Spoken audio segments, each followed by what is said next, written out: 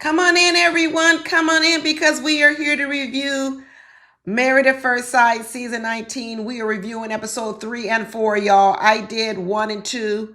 I had my predictions for the couples early on. And now we're going to move on to the last couple that I got introduced to, which is going to be Rhonda. I'm sorry, we already got introduced to Rhonda and Pat. We're going to end up getting introduced to Belinda and what's her man's name, Chad or something like that. But first up, when the show first came on, we had to double on back and watch Rhonda and Pat rolling around in the sheets. She talking about how hot stuff her husband is. They had sex. They admitted it. Well, she didn't want to admit it because she didn't want her grandkids to hear it. But who didn't believe that Rhonda and Pat were going to have sex on the first night? And they sure did. They had sex on the first night. Later on in the episode, Rhonda gets into a little bit of tizzy because I told y'all in the first couple of episodes that Rhonda was hell on wheels. She likes a lot of attention. She takes up all the room, everything in the room. She wants all eyes on her, all attention on her. Well, guess who she met or matched with? I actually didn't think Pat was going to be this talkative. I really didn't. I thought he was going to be a bit more quiet, but who knows? Maybe he's talking a lot because he's trying to seem interesting to Rhonda, who he knows talks a lot. But I still question whether or not Pat can keep this up forever. Is this just an act, Pat? Are you doing this because you realize how much energy Rhonda has, so you want to show her you can keep up? But doesn't matter. Rhonda don't want you to keep up. Rhonda wants the whole floor to herself, and she says, you don't ask me enough questions. You talk too much about yourself. And then every time I start talking, you turn it around and be about yourself. Rhonda's not used to conversations. She's used to monologues. Rhonda wants to be able to talk at length. I told y'all I saw her with her kids. I saw it the way she took over that wedding. I saw it. But then once he did start asking her about herself, then she started crying because she wanted to go on a long story about, I don't know, something about childhood or another. But you know what? I got to give Pat kudos. Pat listened. He made an adjustment. And probably Pat said, I don't want to be here anyway. I don't want this damn job anyway. You ever doing a job you don't really want, and then somebody come along and get mad at the job you're doing, and you say, wait a minute, I quit. I never wanted to do this in the first place. Something tells me that Pat is going to be fine letting Rhonda just talk. That's what I'm thinking. That's really what I'm thinking. But you know who else ain't talking, who ain't having good communication? Britney and Will.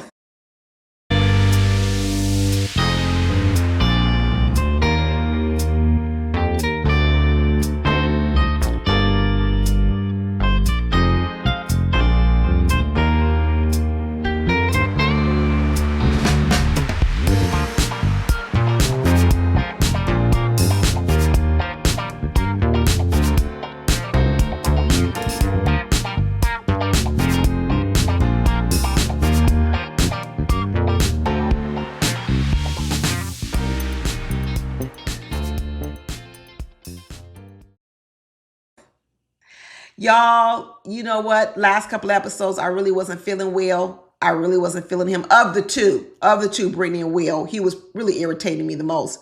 But I got to tell you, this episode, Brittany irritated my last nerve. Um, One thing about Will, he does think he knows everything. And even if he's right 50% of the time, he could be right 50% of the time. I don't know. But what he was right about with Brittany is she's unaware. She don't have no awareness of who she is. I said that last episode. Um, Will told her, you got a big head. Now, come on now, Will. You can't be telling Brittany that, who we already are suspecting is suffering from some self-esteem issues. Well, I don't know if you want to call it self-esteem issues, but Brittany does have this thing where she believes things should go a certain way. And she sort of aligned everything with that. Now, I told you on that when she first met him, when the first question out of her mouth was, what do you do for a living? I already knew she was checking off boxes. That's what I'm saying. She has an agenda, right? And so now they get into this big kerfuffle about there was raw dog in it. And Will said in the middle of raw dogging it, hey, maybe we shouldn't be doing it this way. And Britney took offense to it because what she looked at that as was abandonment. Now remember, Britney's the one who told us she has never been in a relationship past 3 months. So what Britney is looking for, just like boxes, she's looking for any sort of movement that might look like he's going to abandon her in 3 months, like maybe all the other men did, or she abandoned the relationship. We still don't know who abandoned the relationship in 3 months, but I'm kind of getting the idea now that the man abandoned her. And so just because Will says, I don't want to raw dog it on these first couple of days of knowing each other, which was very, very irresponsible, Britney turned that around. Instead of being responsible and saying, hey, let's not do this, she turned it around to rejection of her. Come on, Britney. Come on, Britney. Britney has an agenda. I wouldn't be surprised if Britney is just trying to get pregnant as soon as she's married, so that way he can't leave her in 3 months. Britney's starting to concern me, y'all. The fact that she turned a situation around when someone was saying maybe we ought to start practicing safe sex, and she turned it around and say, you're not in this marriage, you're not all in, and now these are signs that you're going to abandon me, and as such, I'm now triggered too, and I'm going to pull back too. And then she tried to do a little bit of a gaslighting manipulation thing, saying, well, all the other relationships I've been in before, we kind of move really fast. We go out on 1 or 2 dates and we go together. Girl, you may move fast in the beginning, but you crash and burn. How do you move fast, Britney, and you haven't even been in a relationship past 3 months? That's not moving fast. That's not moving at all. You haven't gotten even to second base in a relationship, let alone first base. So Britney's lying. What Britney is trying to do, like I said, is she's checking off boxes. Britney's trying to lock down Will. I'm going to tell you that right now. She's trying to lock him down. And she's trying to lock him down by getting him to have unprotected sex with her. And later on, he's given her a lot of compliments. He's told her that he thought that she was beautiful and everything. So any idea that he wasn't attracted to her, I'm starting to lose any bit of that. I'm starting to believe that he is attracted to her. And honestly, Will came off as a sensible one this episode. It was Britney who was running around saying a whole bunch of nothing, a whole bunch of word salad.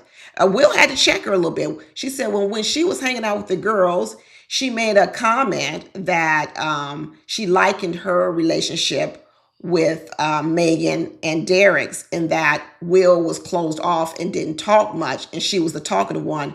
And Will said, what, who, where, how? No, that's not true. Will called her on her bullshit, and I agree with him. I don't really see Britney talking about any sort of deep things. In fact, Britney said to Will's face, I could care less what your favorite book is or your favorite color. All I want to know is, what do you like? And when she said, what do you like? She said, what do you like so I can please you, so I can lock you down? Britney's looking for information so she can do what she wants to do in order to lock Will down. You see, that's sort of offensive. So you don't want to get to know me, my favorite book, my favorite color. You don't want to get to know me that way. What you want to know is what unlocks me. So then therefore, what you can do is you can play just to that for your own sort of game. That's a form of manipulation, Britney, right? And like I said before, Britney is over here checking off boxes. I don't even know if she's that much into Will at all, or she just wants a husband and she just wants to be married and she just wants to be taken off the single market. That's what I'm getting for Britney. Britney isn't even really trying to get to know Will. Now, even when she got to know him, she may not like him. She may not like him. But right now, what Britney is trying to do is secure this marriage. And that's really not the way that she should go about doing it. And Will, because he's quick with the tongue, he's quick. And what he's doing is he's picking up on it. And one thing we know about Will from the first couple of episodes is if he wants to antagonize you, he knows how to do it.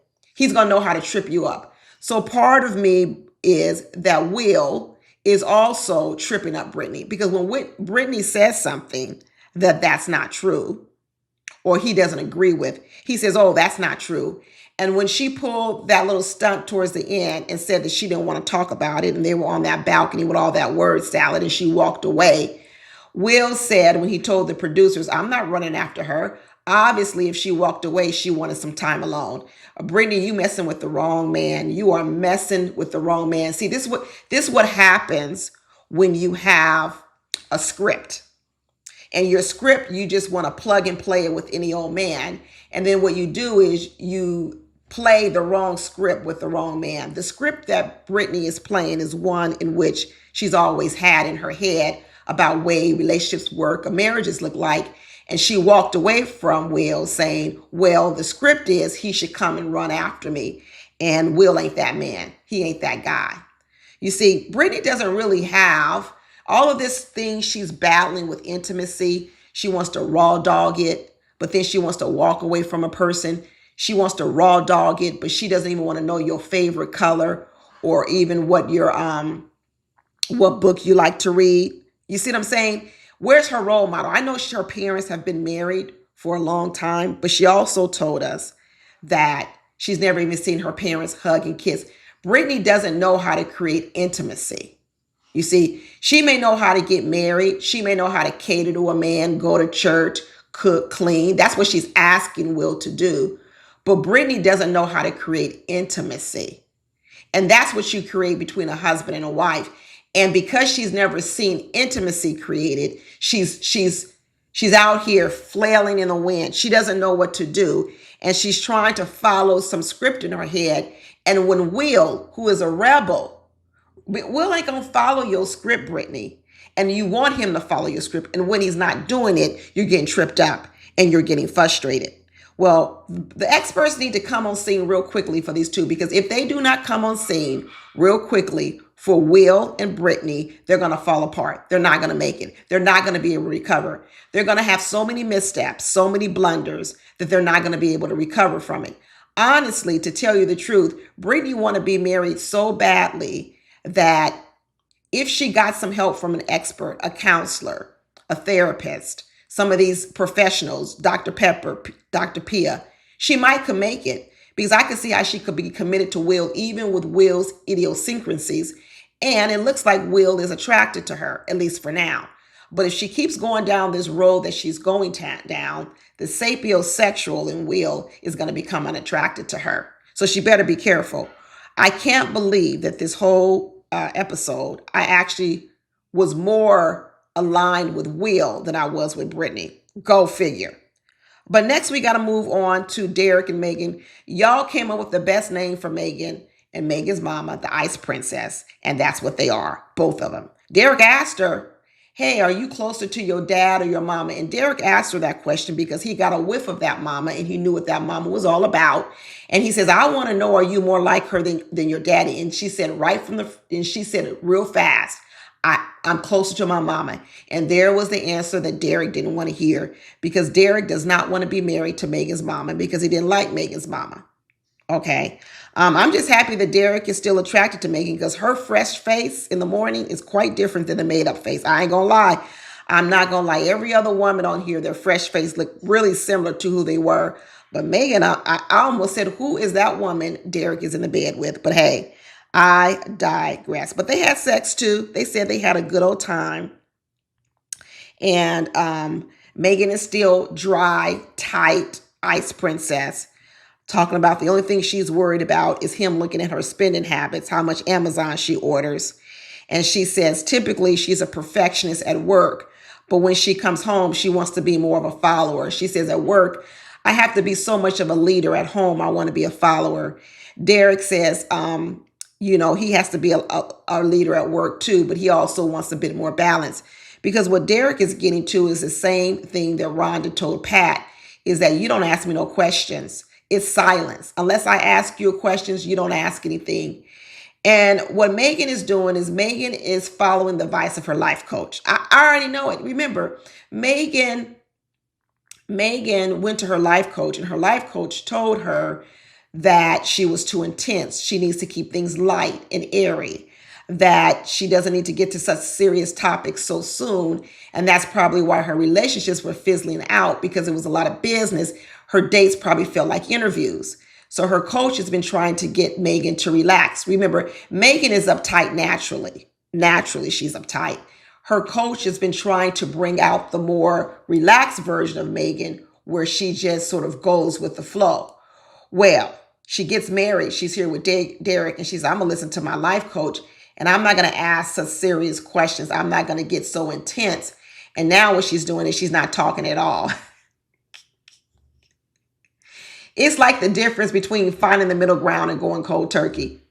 Because the fact that Megan doesn't have anything to talk about, the fact that she doesn't have any questions to ask Derek, I don't believe it. I don't believe it. If you are this strong, independent woman driving in the workforce, you got questions and you got answers. What it tells me is you're trying to hold back because you're trying to be someone you're not.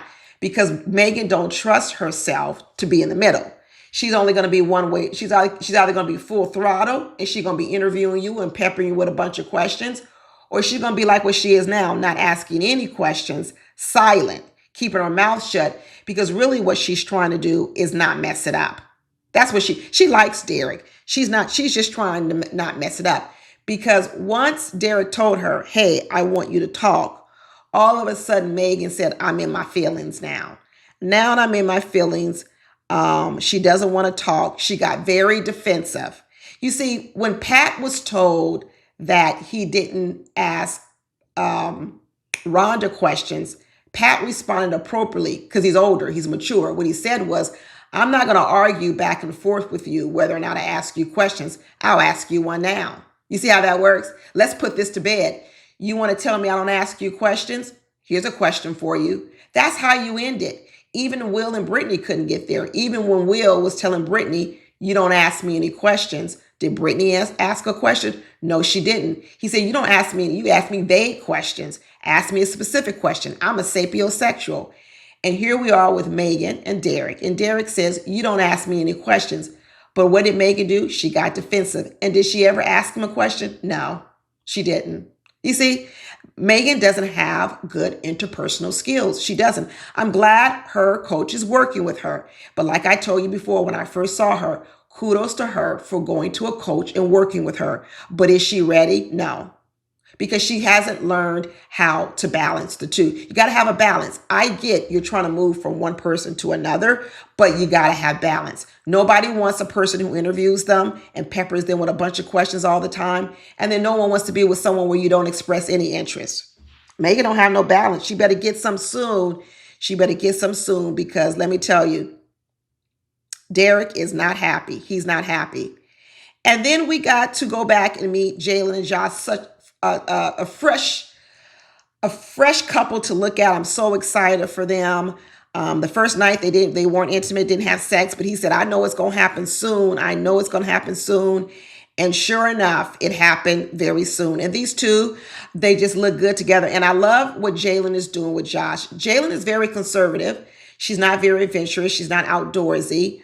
In fact, there's a lot of things that Josh is saying he likes to do that Jaylen has admitted that she really hasn't done anything and necessarily doesn't have a liking for it. But what I like that she's doing is she's realizing that if you want to be married to a man, you're going to have to develop some of his interests. So you might as well start trying some of them.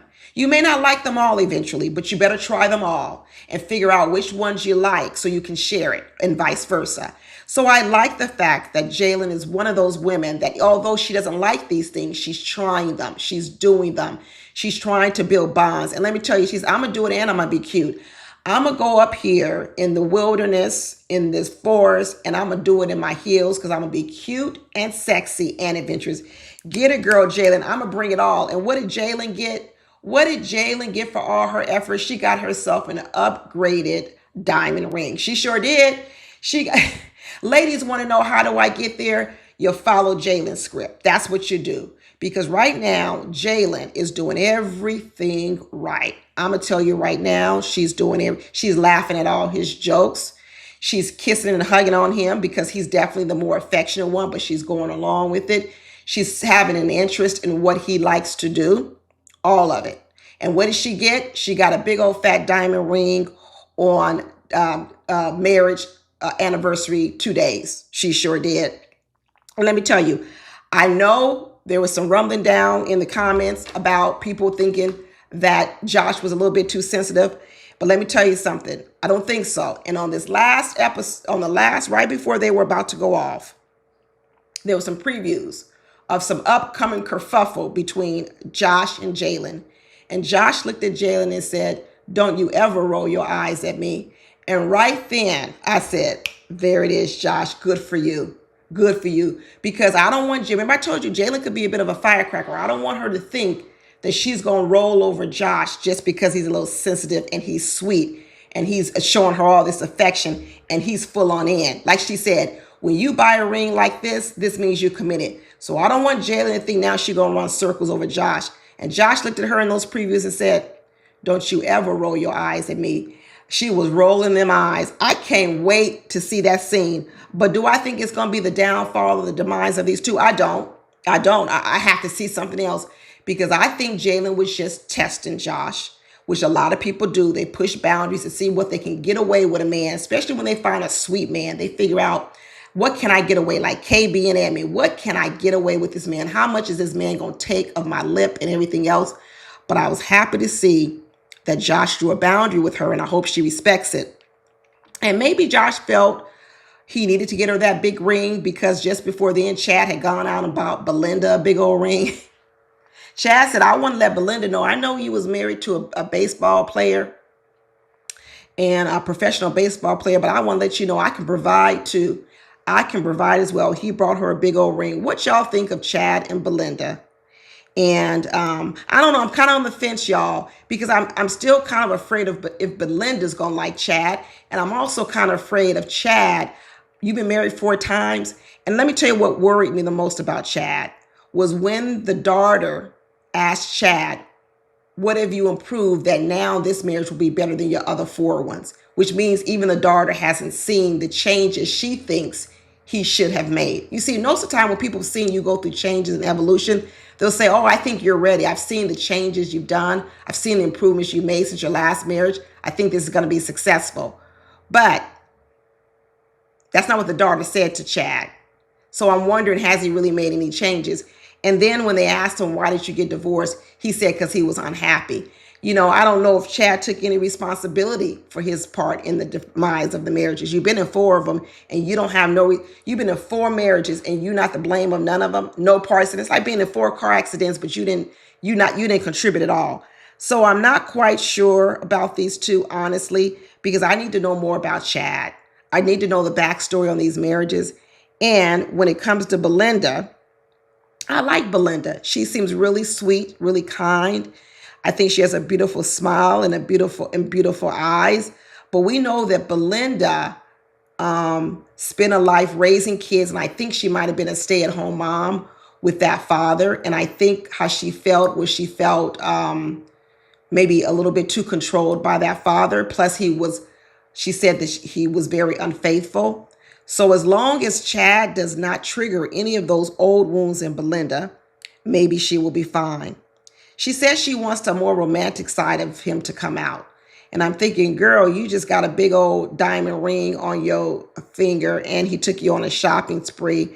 You're going to have to be more specific about what's romantic, because a lot of them would call that very romantic. Do you mean flowers and candles? What is it? Is it not monetary things? Maybe that's what it is. Don't try to buy my love. Maybe it's quality time. Belinda's going to have to be a bit more specific about what makes her feel cherished. Is it kind words, words of affirmation, quality time, acts of service? Because it looks like Chad typically works a lot. And so maybe he was neglectful to some of his wife. He sort of insinuated that a bit. I don't know.